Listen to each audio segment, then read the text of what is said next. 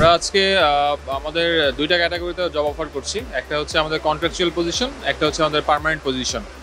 So এখানে গ্রেডগুলো হচ্ছে trainee assistant officer এবং অ্যাসিস্ট্যান্ট অফিসার। আমাদের আসলে ইমিগ্রেশন সেরেমনি কিছুক্ষণ আগে শেষ হয়েছে। তো আমরা এখন পর্যন্ত 10+ সিভি অলরেডি পেয়েছি। তো আশা করছি আজকে সারাদিনে আরও কিছু সিভি পাবো আমরা।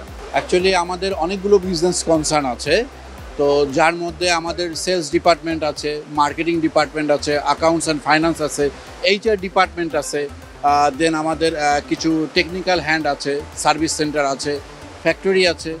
তো এগুলো সবগুলো ডিপার্টমেন্টেই আমাদের ম্যান পাওয়ার লাগছে, প্লাস আমরা ইন্টার্নও নিচ্ছি, আমাদের ইন্টার্ন প্রয়োজন আছে, এগুলোতেও আমরা লোক নিচ্ছি। আশা করছি আমাদের তো বর্তমানে ভ্যাকেন্সি চলছে প্রায় 50-র উপর।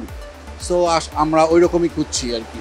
এ পর্যন্ত আমরা সিভি পেয়েছি প্রায় 50 থেকে 60টার মতো। ওনারা বললো যে জুনিয়র অফিসার থেকে সিনিয়র অফিসার পর্যন্ত আমাদের রিকোয়ারমেন্ট যেটা ম্যাচ করবে সেখানেই ওনারা ডাকবে।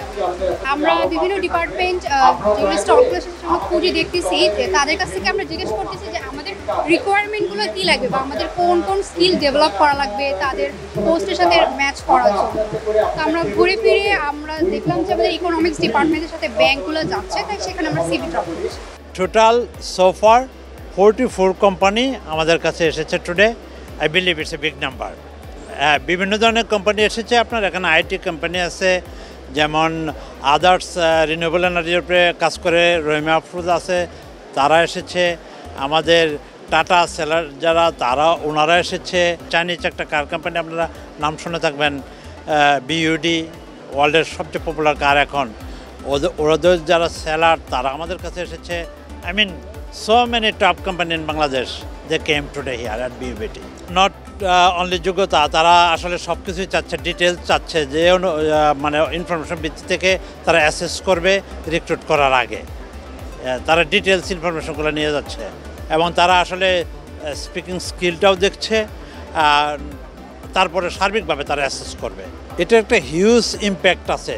আসলে বিষয় হলো যখন আমরা একটা ইন্টারভিউ বোর্ডে যাই তখন তো মেন্টাল স্ট্রেস থাকে, তাই না? কি বলতে কি বলি, আর এরা তো খুবই ইয়াং স্টার।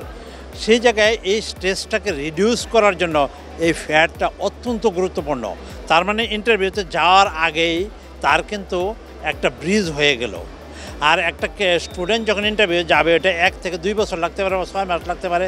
তার মানে 6 মান্থ প্রায়র সে তার নিডটা কি, তাই সে নিজে কীভাবে তাকে প্রস্তুত করবে, এই অপরচুনিটিটা সে পেয়ে যাচ্ছে আজকে।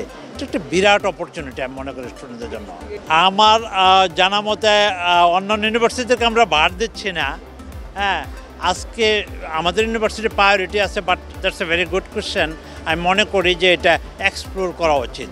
আমরা সকল ইউনিভার্সিটি একসাথে কাজ করা উচিত। দেশ তো একটা, এখানে এত ভাগাভাগির কী আছে?